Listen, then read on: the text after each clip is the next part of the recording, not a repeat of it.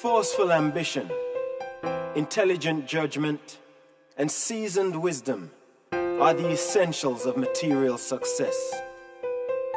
Leadership is dependent on natural ability, discretion, willpower, and determination.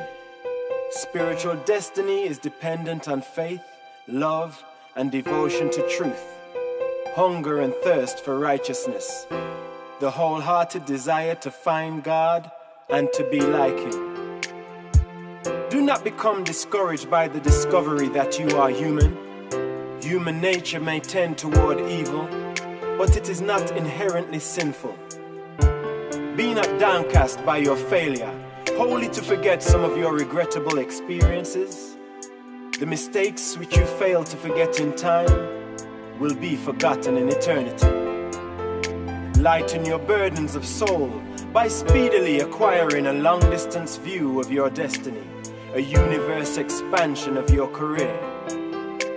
Make not the mistake of estimating the soul's worth by the imperfections of the mind or by the appetites of the body.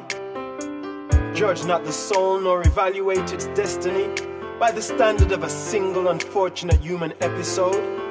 Your spiritual destiny is conditioned only by your spiritual longings and purposes. Religion is the exclusively spiritual experience of the evolving immortal soul of the God-knowing man. But moral power and spiritual energy are mighty forces which may be utilized in dealing with difficult social situations and in solving intricate economic problems. These moral and spiritual endowments make all levels of human living richer and more meaningful. You are destined to live a narrow and mean life if you learn to love only those who love you. Human love may indeed be reciprocal, but divine love is outgoing in all its satisfaction seeking. The less of love in any creature's nature, the greater the love need, and the more does divine love seek to satisfy such need. Love is never self-seeking, and it cannot be self-bestowed. Divine love cannot be self-contained. It must be unselfishly bestowed.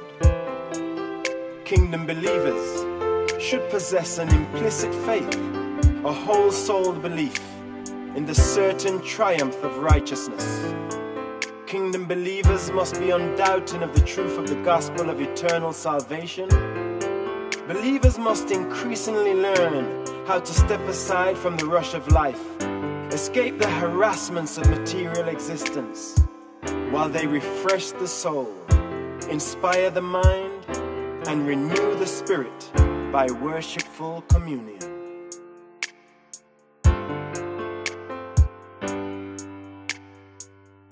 God-knowing individuals are not discouraged by misfortune or downcast by disappointment. Believers are immune to the depression consequent upon purely material upheavals. Spirit livers are not perturbed by the episodes of the material world. Candidates for eternal life are practitioners of an invigorating and constructive technique for meeting all of the vicissitudes and harassments of mortal living. Every day a true believer lives, he finds it easier to do the right thing. Spiritual living mightily increases true self-respect.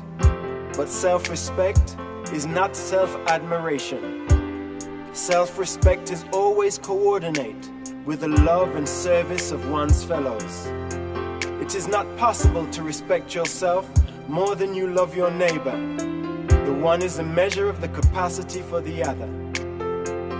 As the days pass, every true believer becomes more skillful in alluring his fellows into the love of eternal truth. Are you more resourceful in revealing goodness to humanity today than you were yesterday? Are you a better righteousness recommender this year than you were last year? Are you becoming increasingly artistic in your technique of leading hungry souls into the spiritual kingdom? Are your ideals sufficiently high to ensure your eternal salvation, while your ideas are so practical as to render you a useful citizen to function on earth in association with your mortal fellows? In the spirit, your citizenship is in heaven. In the flesh, you are all still citizens of the earth kingdoms. Render to the Caesars the things which are material, and to God those which are spiritual. The measure of the spiritual capacity of the evolving soul is your faith in truth and your love for man. But the measure of your human strength of character is your ability to resist the holding of grudges and your capacity to withstand brooding in the face of deep sorrow. Defeat is the true mirror in which you may honestly view your real self. As you grow older in years and more experienced in the affairs of the kingdom, are you becoming more tactful in dealing with troublesome mortals and more tolerant in living with stubborn associates? Tact is the fulcrum of social leverage, and tolerance is the earmark of a great soul. If you possess these rare and charming gifts, as the days pass, you will become more alert and expert in your worthy efforts to avoid all unnecessary social misunderstandings. Such wise souls are able to avoid much of the trouble, which is certain to be a portion of all who suffer from lack of emotional adjustment, those who refuse to grow up, and those who refuse to grow old gracefully. Avoid dishonesty and unfairness in all your efforts to preach truth and proclaim the gospel. Seek no unearned recognition and crave no undeserved sympathy. Love, freely receive from both divine and human sources, regardless of your deserts, and love freely in return. But in all other things related to honor and adulation, seek only that which honestly belongs to you. The God-conscious mortal is certain of salvation. He is unafraid of life. He is honest and consistent.